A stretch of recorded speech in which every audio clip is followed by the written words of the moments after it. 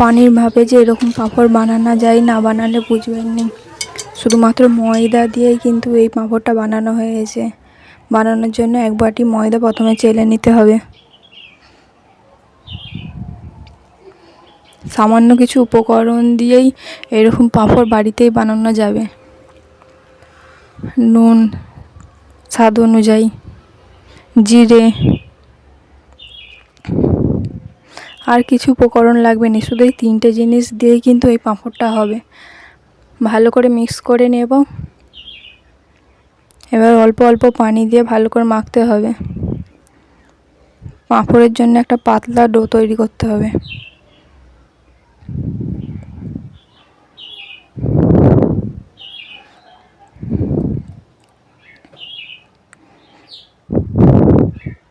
এটাকে পাঁপড় বলা যেতেও পারে, আবার চিপস বলা যেতেও পারে। অল্প অল্প পানি দিয়ে ভালো করে ফাটাতে হবে। ভালো করে ফাটালে ময়দা সেই ডেলাটা থাকবে না।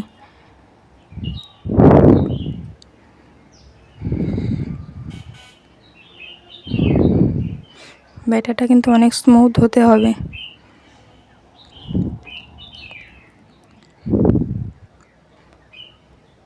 আমার ফাটানোর কাজ হয়ে গেছে।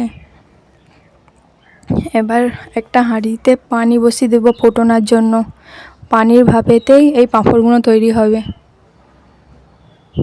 ততক্ষণে যেই সেনিতে আমরা পাঁপড়গুলো ভাপাতে দেবো, সেনিতে অল্প করে তেল দিয়ে মাখিয়ে দেবো। সামান্য তেল দিয়ে প্রত্যেকটা সেনিতে দিয়ে দেব। প্রথমবারই তেল দিতে হবে, তারপরে আবার যখন তুলে নেবে আর তেল দিতে হবে না, একবারই তেল দিয়ে হবে।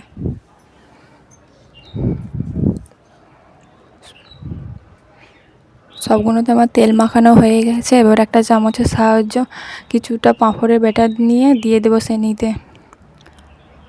তারপরে আস্তে আস্তে সেনিটাকে ঘোরালে সেনির 4 সাইডে হয়ে যাবে। এটা কিন্তু পাতলা করে করতে হবে, বেশি মোটা হলে পাঁপড়টা ভালো হবে না।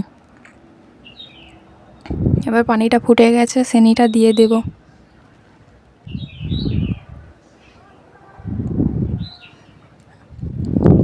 এবার একটা ঢাকনা চাপা দিয়ে দেবো। বেশিক্ষণ কিন্তু সময় লাগেনি। ততক্ষণ আমি আর একটা সেনিতে ঠিক ওইভাবে পাঁপড়টা দিয়ে দেব। কয়েক সেকেন্ডের মধ্যেই কিন্তু ওই ভাপেতে পাঁপড়টা রেডি হয়ে যাবে। হয়ে গেছে আমার পাঁপড়টা।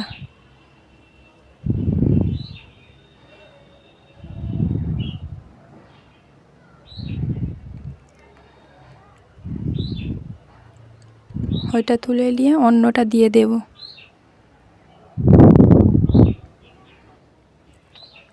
প্রত্যেকটা কিন্তু আমি ওইভাবেই ঠিক করে নেব।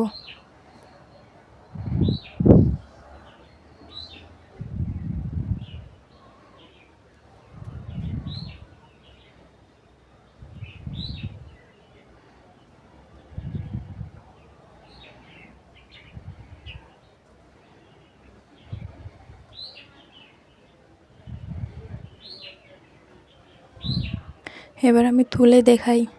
একটা ছুরির সাহায্যে চারিদিকে এরকম করে কেটে দিতে হবে, তাহলে খুব সহজেই পাঁপড়টা উঠে পড়বে।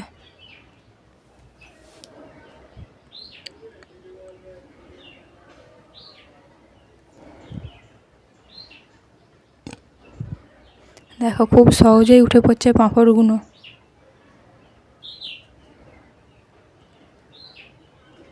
পাঁপড়টা কিন্তু পাতলা হতে হবে, খুব একটা মোটা হলে ভাজার সময় ভালো লাগবে না, শক্ত শক্ত খেতে লাগবে। প্রত্যেকটা ওরকম করেই তুলে নিতে হবে।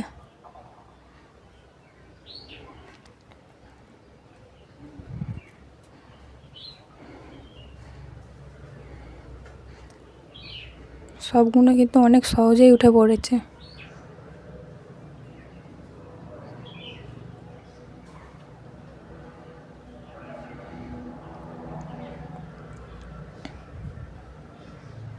ঠিক এইভাবে আমি সমস্ত পাঁপড়গুলো রেডি করে নেব।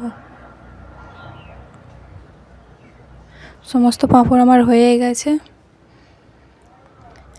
এবার আমি এত বড় বড় রাখবো না, তাই পাঁপড়গুলোকে একটু ছোট ছোট সাইজের করে ফেলবো। তাই একটা ছুরির সাহায্যে এটাকে আমি 4 ভাগে ভাগ করে ফেলবো।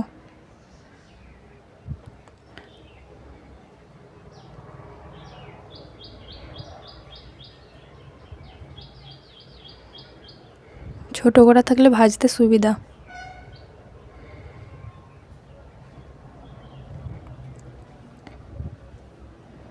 প্রত্যেকটাই আমি ওরকমভাবেই কেটে নেব।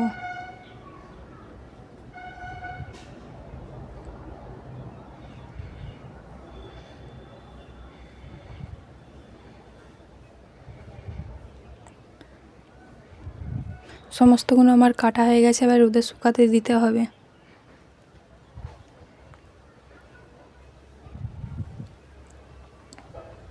যদি ভালো রোদ থাকে তাহলে একদিনেই শুকিয়ে যাবে, যদি রোদ না থাকে তাহলে 2 দিন দিয়ে শুকাতে হবে।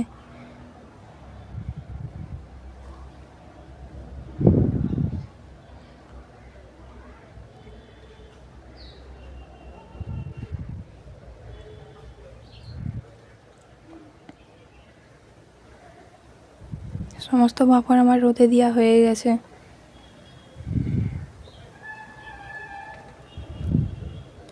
একদিনে আমার সমস্ত পাঁপড় শুকিয়ে গেছে কিন্তু।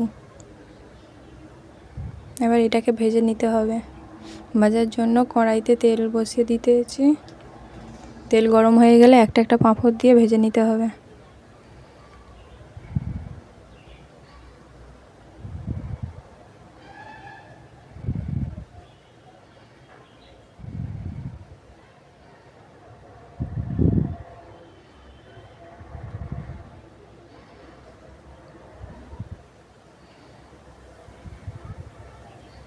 বেশিক্ষণ কিন্তু সময় লাগে না ভাজতে, কয়েক সেকেন্ডের মধ্যেই সমস্ত পাঁপড় ভাজা হয়ে যায়।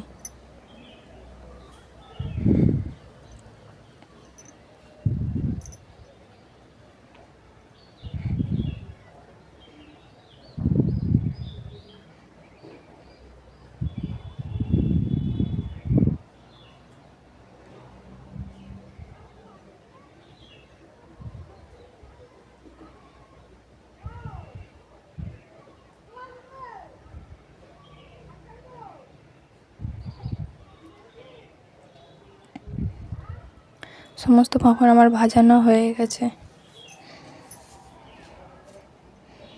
দেখো কতটা খাস্তা হয়েছে।